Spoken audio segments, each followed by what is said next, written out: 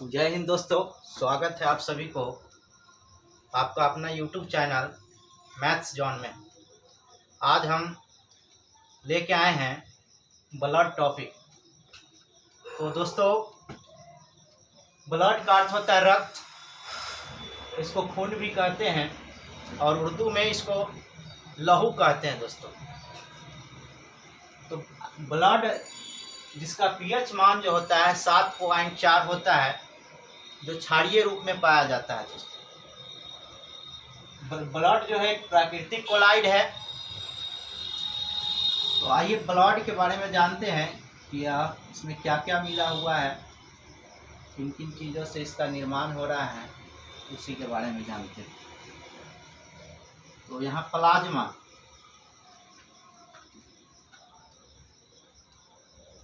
जो होता है एक चिपचिपा पदार्थ होता है जो पूरे ब्लड में 60% होता है।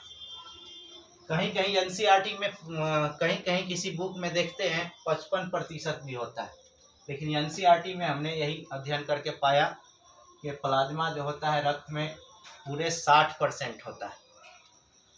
बाकी होता है रुधिर कणिकाएं।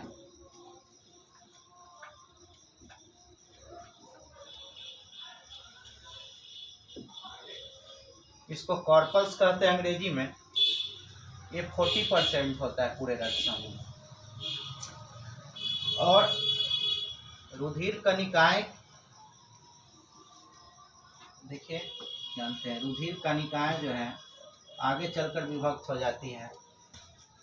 इसको कहते हैं आरबीसी,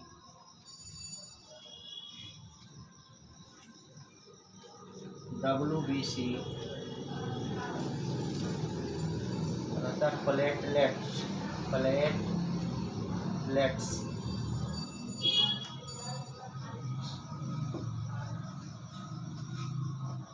आरबीसी को कहते हैं एरिथ्रोसाइट,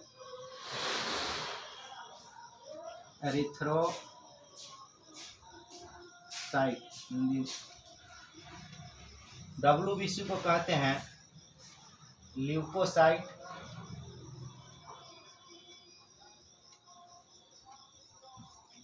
और इसको कहते हैं बिंबाणु।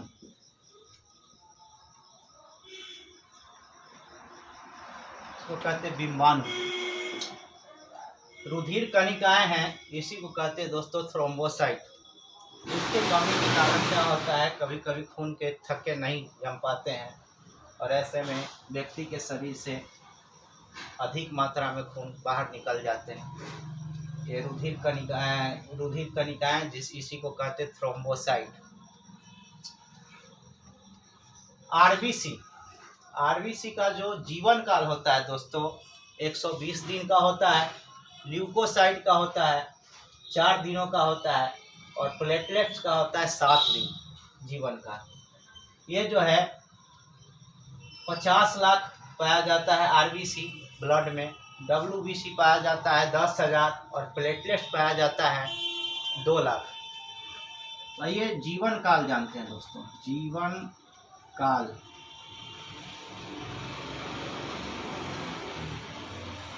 काल होता है इसका 120 डेज। इसका जीवन काल होता है 7 डेज। डब्ल्यूबीसी का जीवन काल 7 डेज और 4 डेज, और प्लेटलेट्स का जो जीवन काल होता है 7 डेज का होता है। संख्या 50 लाख,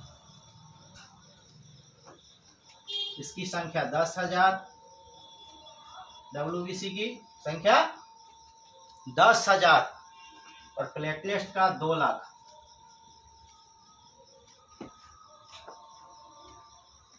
ये जान गए। अब हम जानते हैं निर्माण जो है हम लोग के शरीर में ब्लड आखिर कहाँ से बनता है, और दूसरी बात कि जो भ्रूण होता है उसमें खून का निर्माण कहाँ से होता है। ये निर्माण के बारे में जानते हैं। निर्माण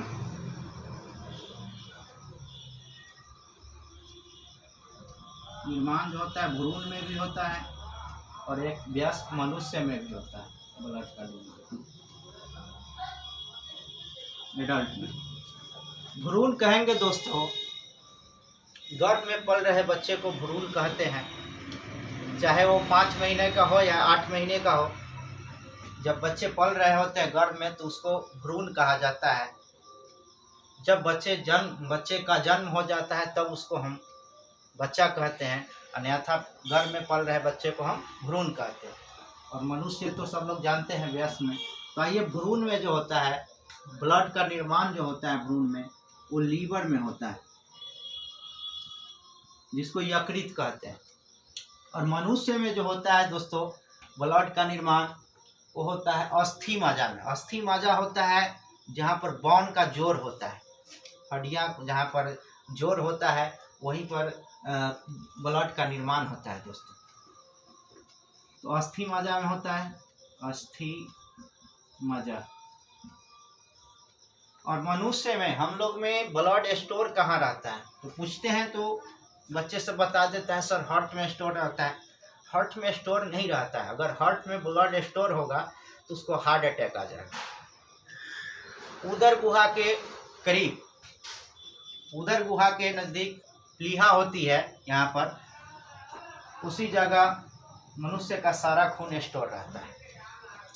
और हार्ट तो होता है एक पंप है जो हृदय से शरीर के अनेक भागों में रक्त को भेजने का काम करता है, हार्ट। तो ये यहाँ पर मनुष्य में जो होता है खून का निर्माण जान गए अस्थि मज्जा में होता है, और ये स्टोर रहता है प्लीहा में दोस्तों, प्लीहा। अब दोस्तों हम जानेंगे ब्लड ग्रुप के बारे में। ब्लड ग्रुप जो होता है 4 प्रकार के होता है, जिसका खोज का श्रेय दिया जाता है स्टीनर और वीनर को। रक्त समूह के बारे में जानते हैं दोस्तों।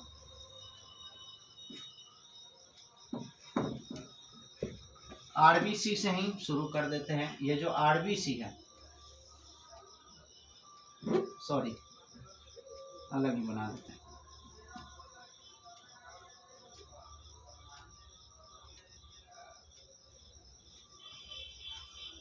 रक्त समूह, रक्त समूह जो होता है दोस्तों 4 प्रकार के होते हैं।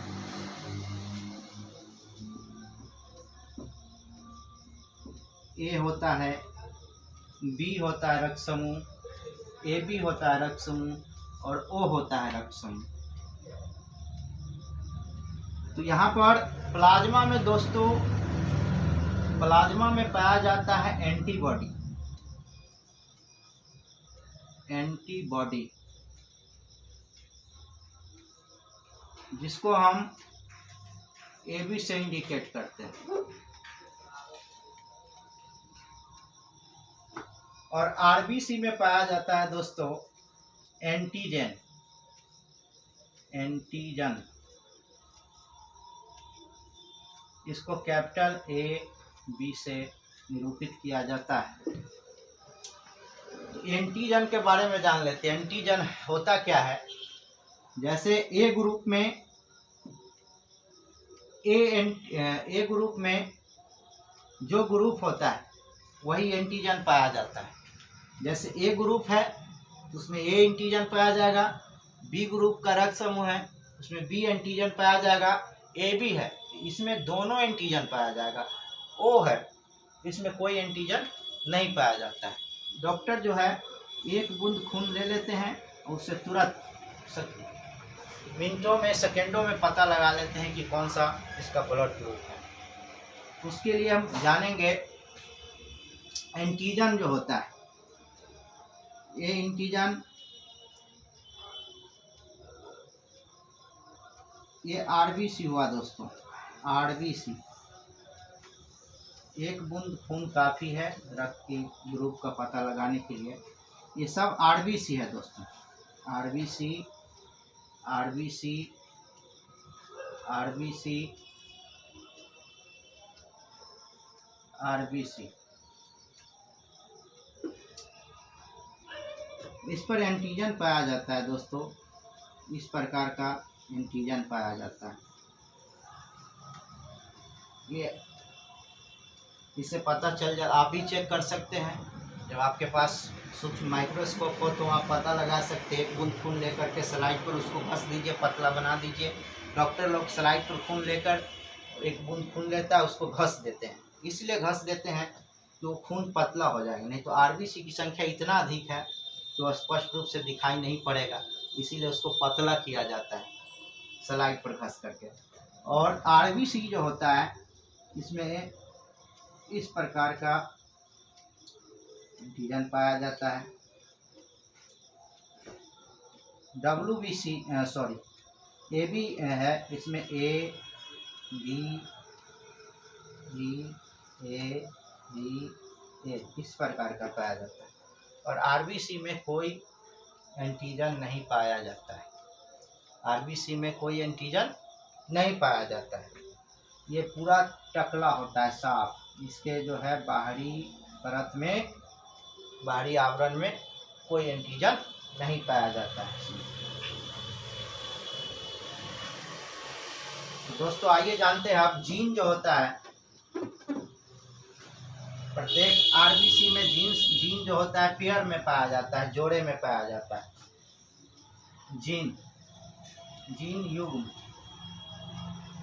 आई से इसको इंडिकेट करते हैं, जैसे A B और O। इस पैटर्न को याद रखिएगा और आप निकाल सकते हैं। IA गुने IO, IB गुने IO, IA गुने IB,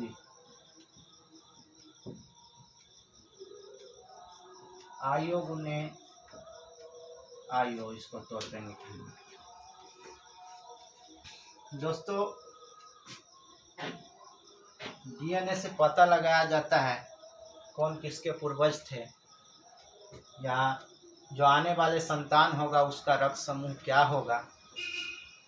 तो आइए जानते हैं हम। जैसे किसी के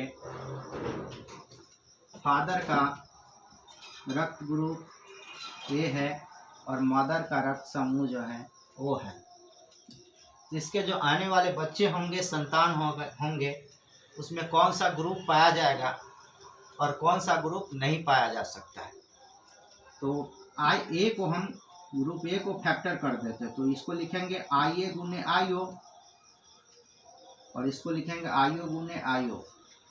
अब इसको IA से गुना करेंगे इसमें, फिर IA से गुना होगा इसमें, फिर IO से इसमें, फिर IO से उस IO में। तो IA से गुना होगा दोस्तों IO में, तो IA गुने IO पाया जाएगा, एक युग्म बन गया। या दूसरा IA से गुना करेंगे IO में, फिर तो यही चीज पाया जाएगा, ऐसा ही युग्म। तो जब सेम युग्म पाया जाएगा तो उस कंडीशन में छोड़ देंगे, कोई नए युग्म का तलाश करेंगे। और यहाँ IO से चलते हैं, IO में गुना करते हैं, तो क्या पाया जाएगा दोस्तों, IO गुने IO। और फिर इस IO से उस IO में गुना करेंगे तो फिर ऐसे ही युग्म बनेगा। तो सेम युग्म को नहीं लेना है। तो यहाँ IA गुने IO, देखिए यहाँ पर दोस्तों IA गुने IO बराबर क्या होता है, A समूह। इससे A आ गया, और IO गुने IO बराबर होता है O। वहाँ पर देख सकते हैं IO गुने IO इक्वल टू O। तो हो सकता है उस इंसान, उस जनक से जो बच्चे जन्मेंगे उसका समूह या तो A होगा, नहीं तो O होगा। और कौन नहीं हो सकता है, तो B नहीं हो सकता है, A भी नहीं हो सकता है।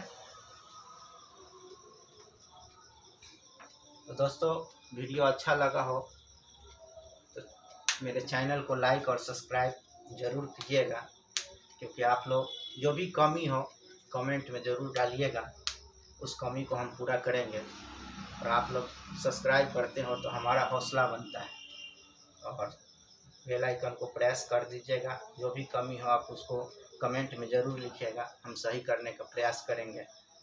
तब तक के लिए गुड बाय, धन्यवाद।